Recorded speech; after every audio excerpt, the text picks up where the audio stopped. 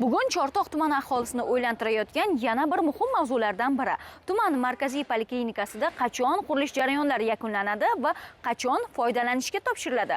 Ushbu savollarga mas'ullarni jalb qilgan holda javob izladik.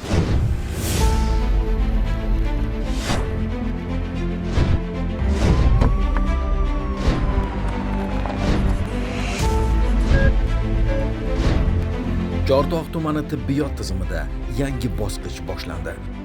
Hududda ilk bor yirik investitsiya loyihasi amalga oshirilmoqda. 4-sonli oilaviy poliklinikada olib borilayotgan rekonstruksiya ishlari doirasida bino to'liq yangilanmoqda. Qiymati 11 milliard so'm bo'lgan mazkur loyiha Zeramax maxsus qurilish mas'uliyati cheklangan jamiyati tomonidan amalga oshirilmoqda. Loyiha doirasida binolarning ichki va tashqi qismi tubdan ta'mirlanib, muhandislik kommunikatsiya tarmoqlari modernizatsiya qilinmoqda.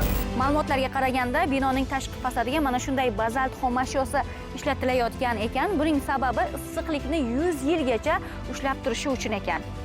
Azizlar, biz qurilish jarayonlari bilan yaqindan tanishish maqsadida quruvchi mutasaddilardan biri Bahromjon aka bilan suhbatlashdik.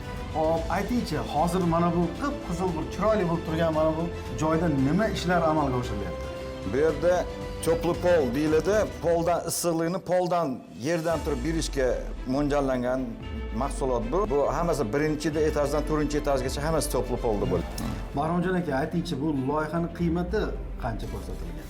Loyihaning qiymati 11 milliard 300 million ko'rsatilgan. O'shandan hozir shu bugunga qadar 5 milliardlik bajardik.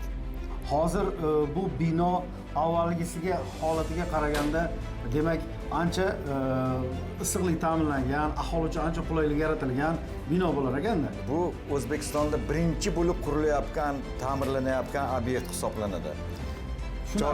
Chortoq rayonida 3 ta obyekt, shundan bittasi mana shu. O'zbekiston bo'yicha birinchi bo'lib. Bu qanchaki issiqlik, bu bir marta isitilsa, shu bilan kuzda isitilsa bahorgacha sovimaydi.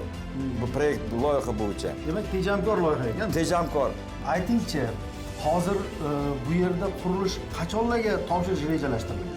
Birinchi proyekt bo'yicha 1-noyabrga topshirish mo'ljallangan.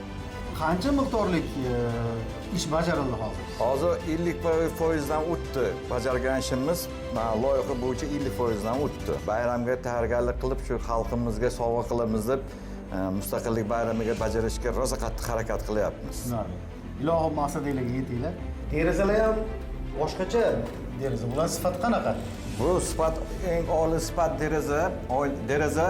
Buni qalinligi 8 sm, oynasi 3 qavat oynalik, issiqni ham sovuqni ham o'tkazmaydigan materialdan tayyorlangan bu. Hamma etajga butun mana shu zaynat hammasiga shunaqa proyektda loyiha bo'yicha shundan quriladi. Shuningdek, tibbiy xonalar zamonaviy talablar asosida qayta jihozlanishi rejalashtirilgan. Yangi qiyofadagi poliklinika aholiga yanada sifatli va qulay tibbiy xizmat ko'rsatish imkonini beradi.